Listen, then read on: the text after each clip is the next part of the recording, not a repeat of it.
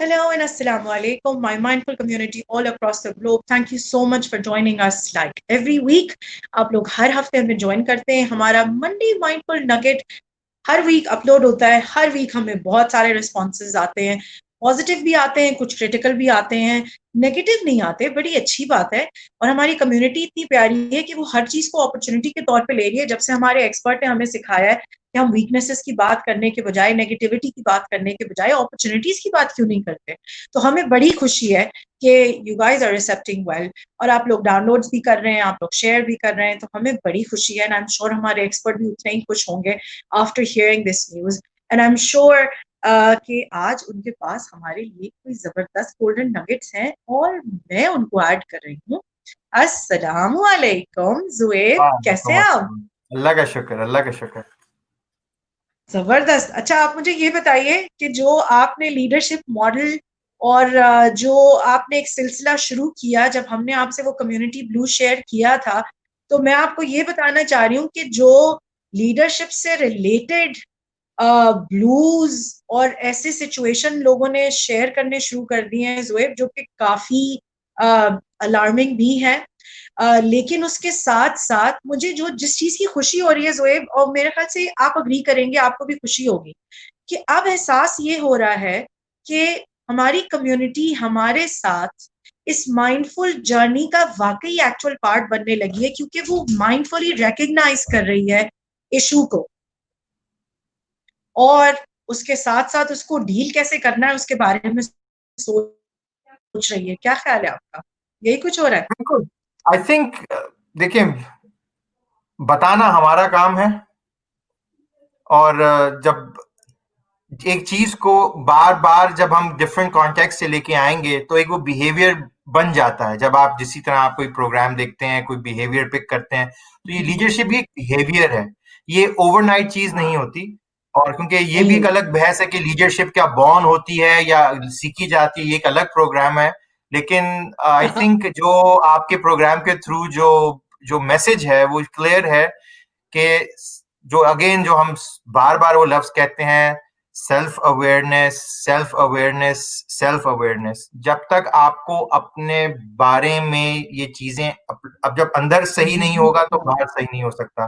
तो हम ये जितनी भी बातें कर रहे हैं, ये दूसरों के लिए नहीं है, ये अपने लिए है. तो ये जितनी भी बातें हैं लोग अपने पे अप्लाई करेंगे तो वो देखेंगे कि वो किसी भी सिचुएशन में होंगे तो वो एक एनर्जी क्रिएट होती है उससे, जिससे फिर अच्छे लोग अट्रैक्ट होते हैं. फिर वो लोग प्रोफेशनली नोटिस में आते हैं कि उनका ये बिहेवियर इस तरह का है कि बाज दफा आपको किसी को लीडर कहने के लिए ये नहीं देखना पड़ता कि जरूरत. उन्होंने कितने लोग मैनेज किए हैं या उसके डिपार्टमेंट हाँ. में कितने हैं.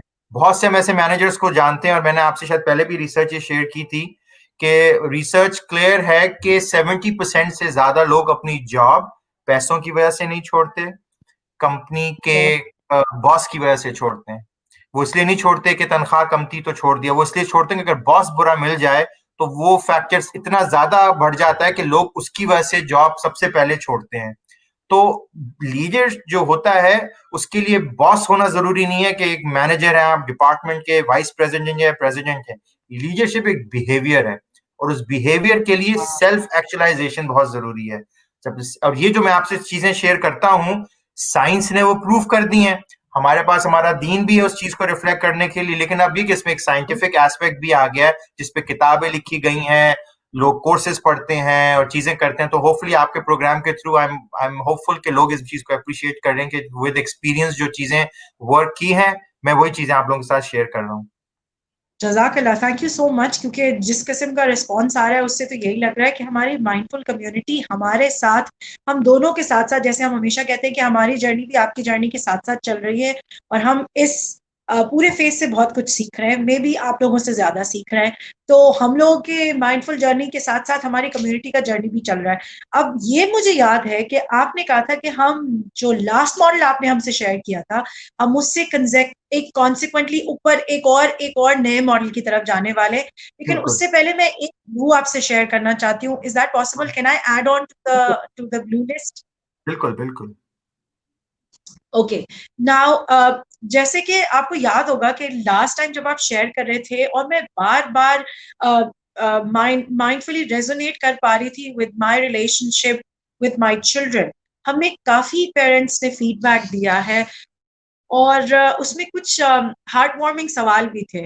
वो ये कि जब हमारा और उसमें एक पॉपुलर ब्लू है जो मैं आपसे शेयर कर रही हूँ, वो ये कि जब हमारे बच्चे ऐसे एज पे पहुंच जाते हैं जोएब, कि जहां पे उनको डायरेक्शन की जरूरत महसूस नहीं होती, वहां पे पेरेंट्स का ज्यादातर एक डिप्रेसिव मोड शुरू हो जाता है।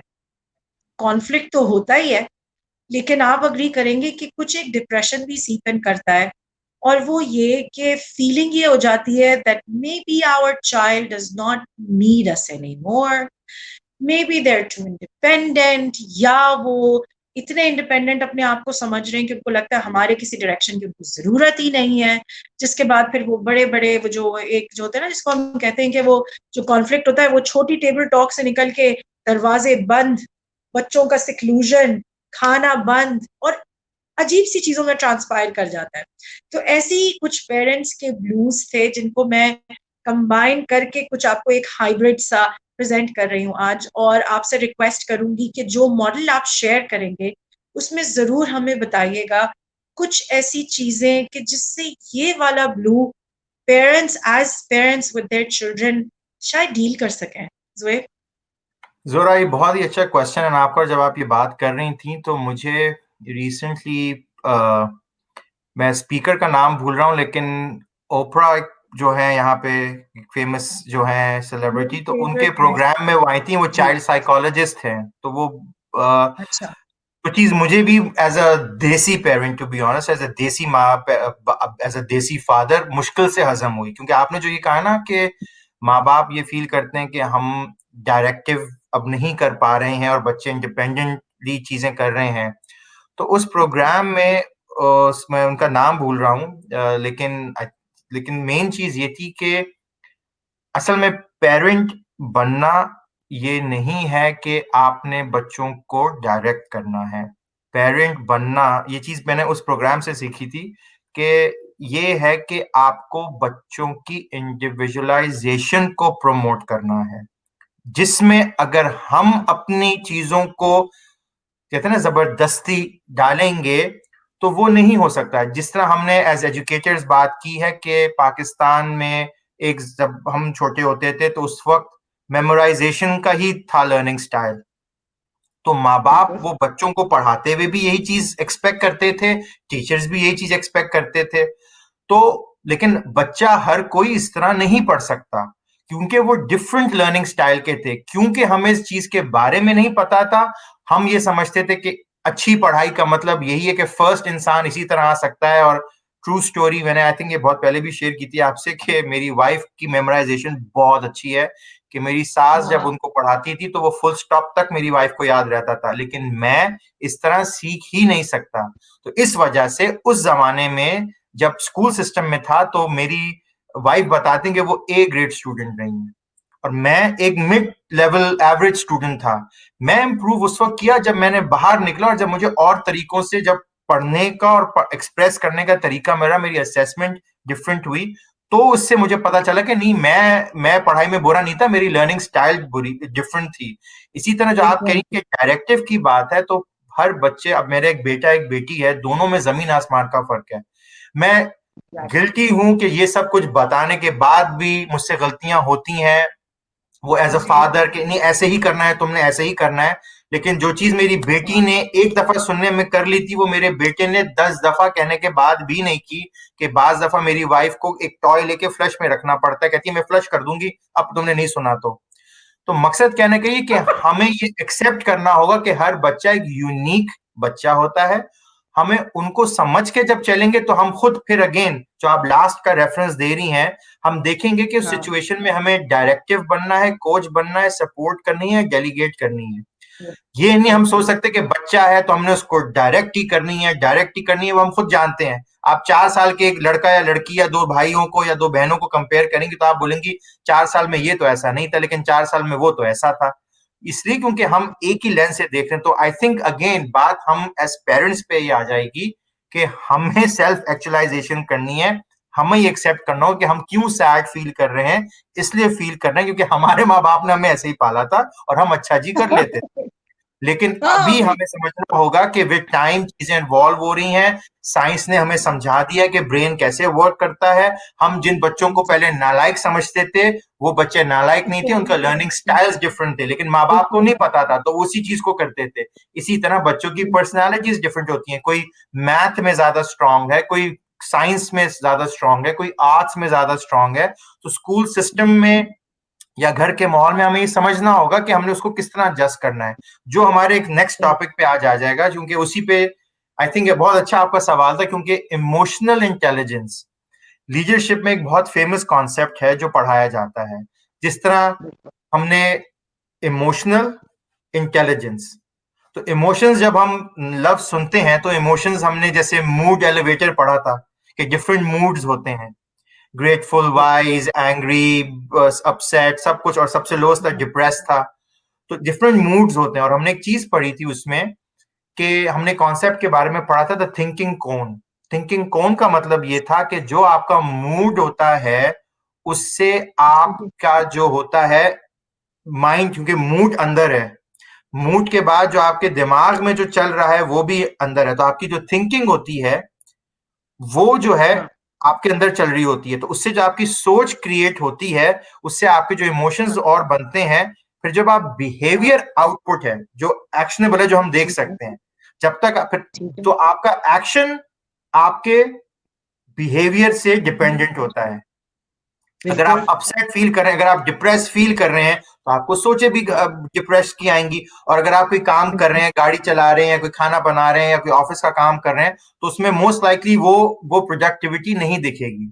तो इसी तरह इमोशंस की जब हम बात करते हैं तो हमें पता है कि इमोशंस क्या होते हैं, खुश रहना, डिप्रेस, या क्यूरियोसिटी, जजमेंटल, या इनोवेटिव। हमने जितनी आई थिंक वो पता नहीं इतनी सारी जो हमने बिहेवियर्स जो इमोशंस जो पढ़े हैं, लेकिन उसके जी, साथ जब अटैच हम करें इंटेलिजेंस का। ठीक है। इमोशंस तो हम सब में है, इस बात को तो हम अग्री करते हैं। हमारी हर लाइफ में पॉइंट आता है जब हम ग्रेटफुल फील करते हैं, डाउन टू डिप्रेस, इतने सारे जो हैं। अगर व्यूअर्स, हमने पढ़ी थी द मूड एलिवेटर को, अगर गूगल करेंगे तो उनके सामने सारे मूड्स आ जाएंगे। तो हम एज ए इंडिविजुअल उन सब को हम गो थ्रू करते हैं। लेकिन इमोशन के साथ लफ्ज अब आ रहा है इंटेलिजेंस। तो ये एक लीडरशिप मॉडल है, इमोशनल इंटेलिजेंस। इसका मतलब ये कि आपका इमोशन आपको किस तरह इस्तेमाल करना है, किस वक्त इस्तेमाल करना है, कैसे इस्तेमाल करना है, तो उसकी इंटेलिजेंस जब हमें हो जाती है। यकीन करें ये चीज आजकल की जॉब डिस्क्रिप्शंस में, और ये यहाँ वेस्ट में बहुत ज्यादा अब मैं नोट कर रहा हूं कि जब जॉब डिस्क्रिप्शंस होती हैं तो उसमें जॉब रिक्वायरमेंट्स में लिखा हुआ होता है कि एक इंसान को इमोशनली इंटेलिजेंट होना बहुत जरूरी है। और ये किसी लीडरशिप पोजीशन के लिए नहीं होता, ये किसी भी पोजीशन में वो एक ले लफ्ज डालते हैं, इमोशनली इंटेलिजेंट होना। क्यों? क्योंकि उनको पता है कि वर्क एनवायरनमेंट में डिफरेंट सिचुएशंस होती हैं। जैसे मैं और आप अगर कोई काम अभी कर रहे हैं ऑफिस का, आप गुस्से में आ जाएं फॉर एग्जांपल, अब मुझे कैसे करना है? मुझे अगर मैं इमोशनली इंटेलिजेंट नहीं हूंगा, तो हो सकता है कि आपके एक गलत बात का जवाब मैं गलत बात से दे दूंगा तो और गलत बात हो जाएगी और कॉन्फ्लिक्ट हो जाएगा। लेकिन अगर हम दोनों में से कोई एक भी इमोशनली इंटेलिजेंट तरीके से चलेगा, तो वो इस सिचुएशन को वो काम डाउन कर सकता है। और ऑफिस एनवायरनमेंट में ये बहुत जरूरी होता है, लीडरशिप रोल हो, मैनेजमेंट रोल हो, या इंडिविजुअल कंट्रीब्यूटर हो, या घर का कोई माहौल हो, इमोशनली इंटेलिजेंट। ये इसका एक सिंपल सा जवाब है। दो लोगों की बहस हो रही है, सामने वाला गुस्से में है, आपको पता है कि आपको भी गुस्सा आ रहा है, लेकिन आप चुप रहे, तो इसका मतलब है कि आप इमोशनली इंटेलिजेंट थे, क्योंकि आपने फायर से फायर को नहीं बढ़ाया, आपने फायर को बढ़ने दिया, लेकिन खुद आप रहे तो फायर खुद ही विद टाइम बुझ गई। तो आपने फायर में अगर पानी नहीं डाल सकते तो आपने फायर को बढ़ने भी नहीं दिया, क्योंकि आप फायर उसी वक्त बढ़ेगी जब आप फायर के फायर डालोगे। तो ये आपका एक इमोशनल, दो भाई, मियाँ बीवी, माँ बाप, दो दोस्त, दो कॉर्पोरेट वाले, अगर इमोशनली इंटेलिजेंट होंगे तो वो देखेंगे कि सामने वाले की सिचुएशन के हिसाब से वो अपने आप को किस तरह रिएक्ट करेंगे। तो उसका भी एक, अगर हम गूगल करते हैं आपके क्या कॉन्सेप्ट्स आते हैं, तो वैसे तो इमोशनल इंटेलिजेंस एक पुराना कॉन्सेप्ट है, लेकिन मैं अपने व्यूअर्स को एक अप टू डेट इंफॉर्मेशन देना चाहता हूं बेस्ड ऑन रिसर्च, कि अब इमोशनल इंटेलिजेंस 2.0 रिलीज हुआ है। इसका मतलब है कि इमोशनल इंटेलिजेंस के बारे में भी पहले जो एक रिसर्च थी, अब एक और रिसर्च है और इसके बारे में किताब भी है, अगर कोई पढ़ना चाहे, इमोशनल इंटेलिजेंस 2.0। तो उसमें तो बेसिकली, और ये मेरा मैसेज है उन लोगों के लिए जो अपने ऑर्गेनाइजेशंस में इस चीज को मेजर करना चाहते हैं, क्योंकि ये चीज कैलकुलेट की जा सकती है कि एक इंसान कितना इमोशनली इंटेलिजेंट है। तो उसकी पूरी एक रूब्रिक आ गई है कि अगर आप वो सर्वे कंप्लीट कर लेंगे तो सिस्टम आपको बता देगा कि अभी आपकी इमोशनल इंटेलिजेंस का नंबर ये आता है। बिल्कुल। तो इमोशनल इंटेलिजेंस के दो एस्पेक्ट्स होते हैं। जो 2.0 है उसके दो एस्पेक्ट्स होते हैं। एक होता है पर्सनल कॉम्पिटेंस, ओके, और दूसरा है सोशल कॉम्पिटेंस। पर्सनल कॉम्पिटेंस फिर वही वाली बात आ जाती है जो आप और हम बार बार बात करते हैं, पर्सनल मतलब मैं, और इसमें आप दो चीजें और ऐड कर लें। तो पर्सनल कॉम्पिटेंस में दो चीजें, सेल्फ अवेयरनेस और सेल्फ मैनेजमेंट, दो लफ्ज आ गए।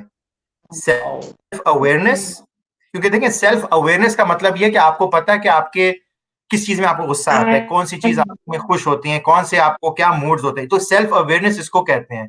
लेकिन वही काफी नहीं होता।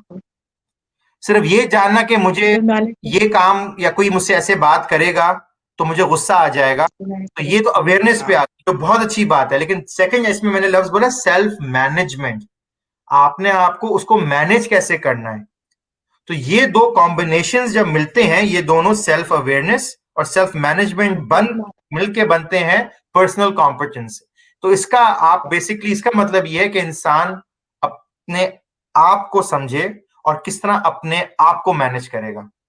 ठीक, तो फॉर एग्जाम्पल मुझे पता है कि मुझे गुस्सा किस चीज पे आता है, ठीक है, ये सेल्फ अवेयरनेस थी। सेल्फ मैनेजमेंट, अब मैं उसको मैनेज कैसे करूंगा, ये चीज का कॉम्बिनेशन बन जाएगा सेल्फ पर्सनल कॉम्पिटेंस।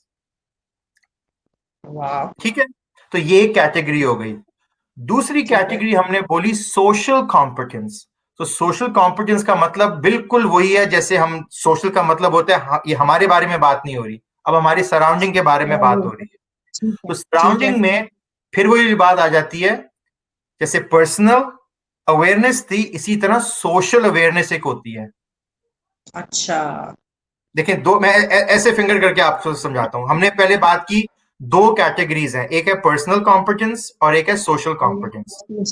ठीक, ठीक है। अब पर्सनल कॉम्पिटेंस में हमने कहा सेल्फ अवेयरनेस, कि पहले पता चले कि हमारे अपने अपने क्या इमोशंस होते हैं, किन चीजों में हमें क्या चीज अच्छी लगती है, क्या चीज।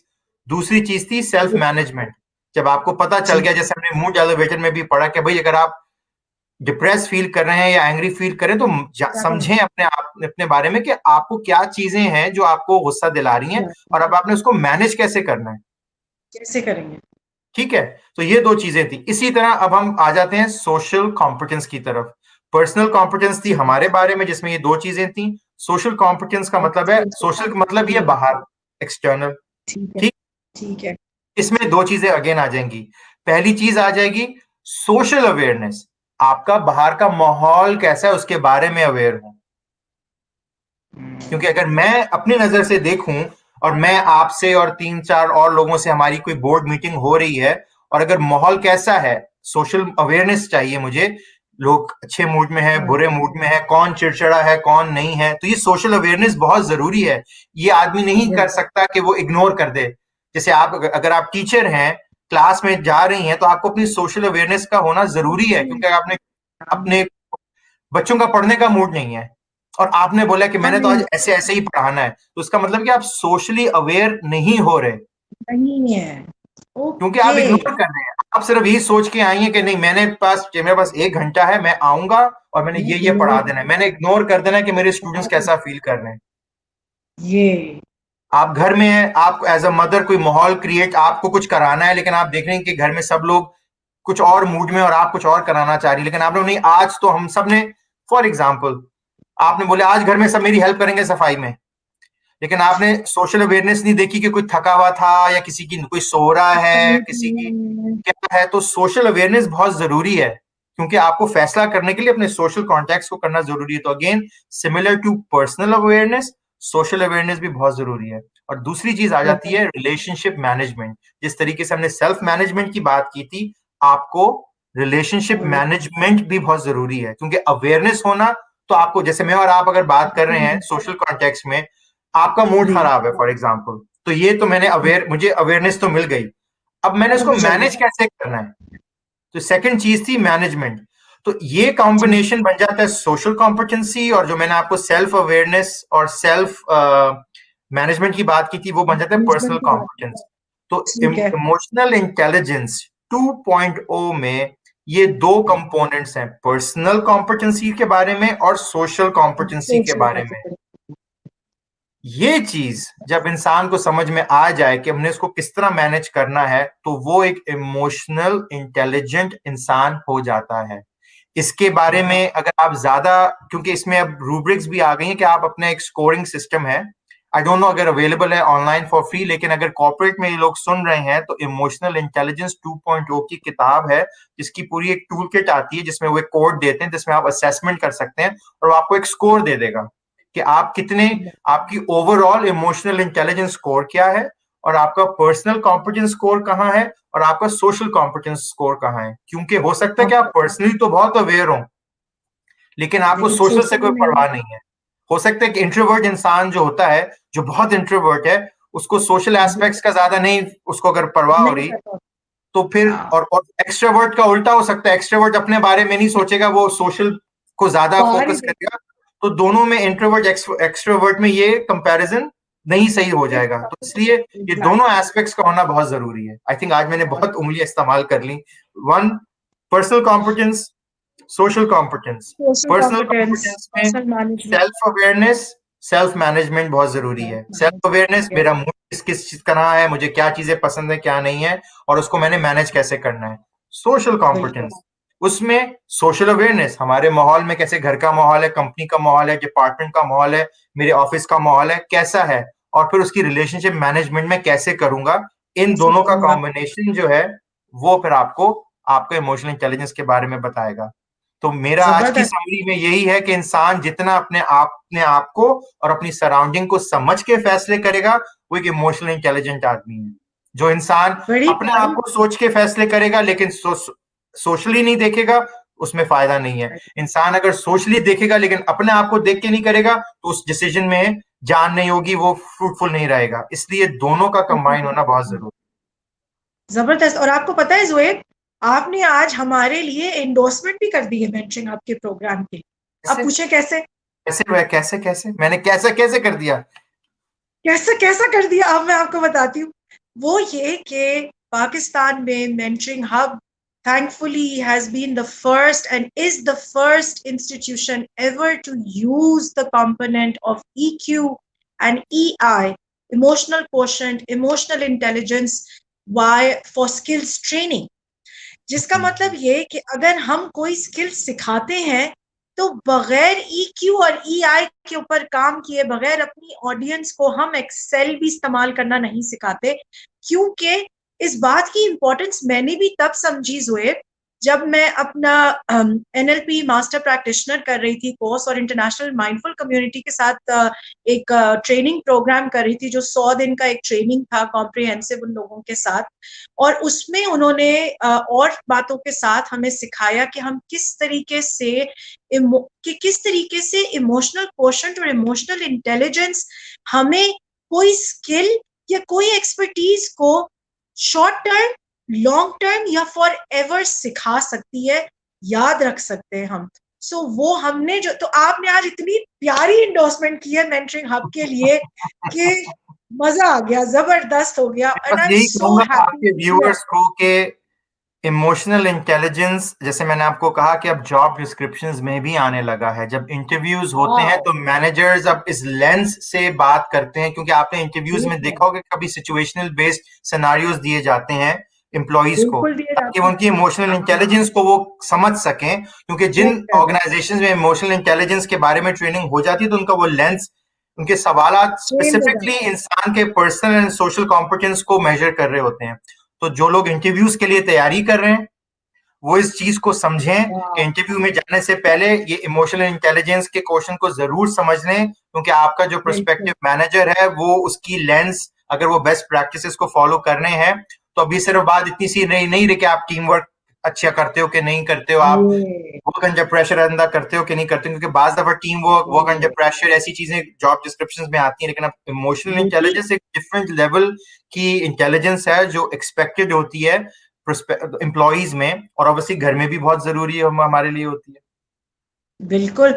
और मैं आपके साथ एक और छोटी चीज शेयर करना चाहूंगी Zoeb, before we wrap up this wonderful Monday mindful nugget today this time is कि एक पार्टिसिपेंट थे मेरे सबसे पहले प्रोग्राम के, जो मेरा कॉर्पोरेट प्रोग्राम था Zoeb, and it was a good mix of very very professional people. यहाँ मैं ऑर्गेनाइजेशन का नाम नहीं ले सकती और उन साहब का भी नाम नहीं ले सकती, लेकिन मैं कभी नहीं भूलूंगी उनका रिस्पॉन्स जो हमें मिला।